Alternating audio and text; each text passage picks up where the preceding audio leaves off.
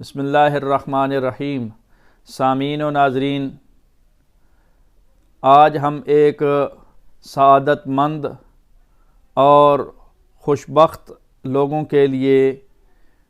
ایسی روحانیت بھرا واقعہ پیش کرنے جا رہے ہیں جس سے انسان سعادتوں کو حاصل کرتا ہے اور سستی اور کاہلی کو دور بھگاتا ہے، اور جس کی وجہ سے انسان کے اندر روحانیت زیادہ ہوتی ہے، روحانیت میں اضافہ ہوتا ہے، جبکہ اس کے مقابلے میں مادیت پرستی کم ہوتی ہے۔ تو آئیں جواد آغا کا واقعہ آپ کی خدمت میں پیش کرتے ہیں۔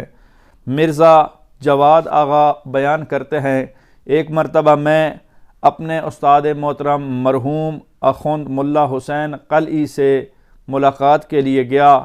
تو ان سے اپنے ہی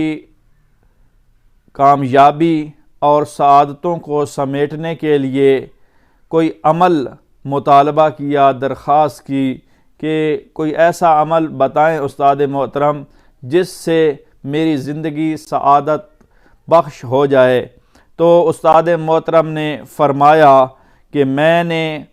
جو عمل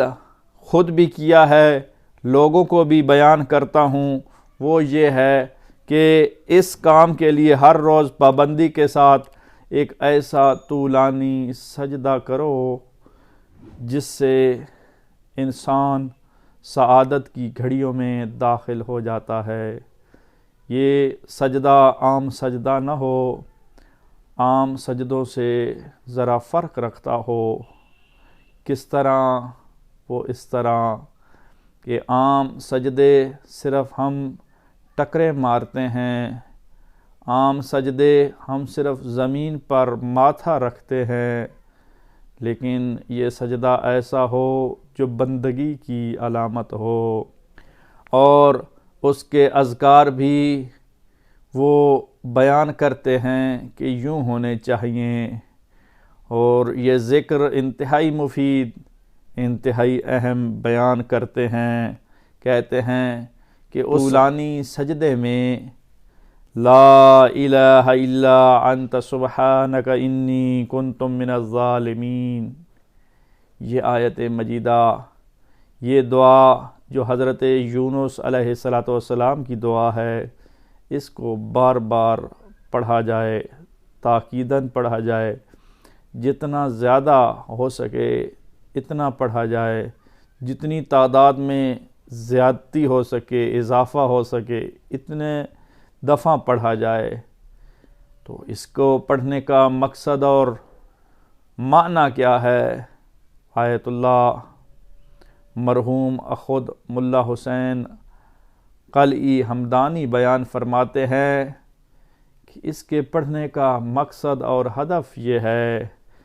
کہ انسان کو چاہیے کہ جب یہ ذکر کر رہا ہو تو اس وقت عالم طبیعت کے زندان میں قید ہونے اور برے اوصاف میں مبتلا ہونے کا تصور اور کنسپٹ ذہن میں لے آئے اور اقرار کرے، اے میرے پروردگار، اے میرے پروردگار، ان پستیوں میں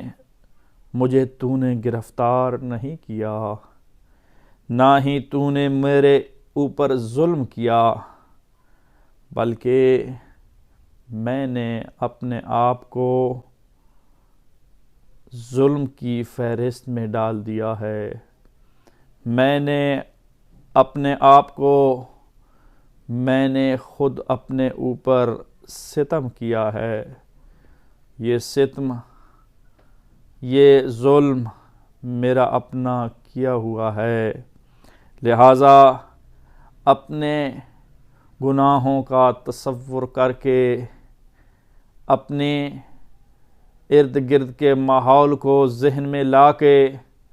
یہ تصور کریں اور اقرار کریں، اے میرے اللہ، تو میرا خالق ہے، احسن الخالق، اور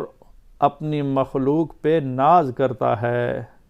تو میرے اوپر کیسے ظلم کرے گا؟ تو برادران ایمانی، یہ ذکر بھی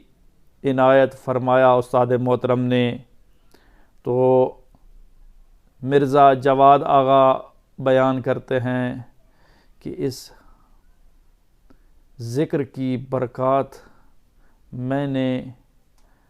اخوند ملا حسین کے ارد گرد کے ماحول میں دیکھی، ان کے حلقہ احباب میں دیکھیں،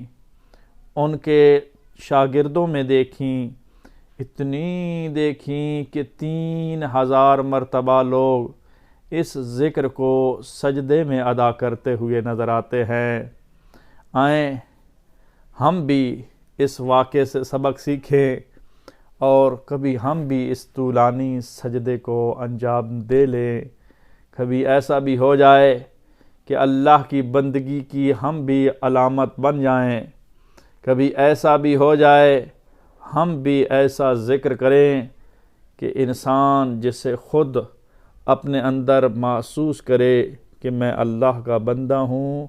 اور اللہ میرا خالق ہے۔ آج کے لیے اتنا ہی کافی۔ اللہ نے اگبان۔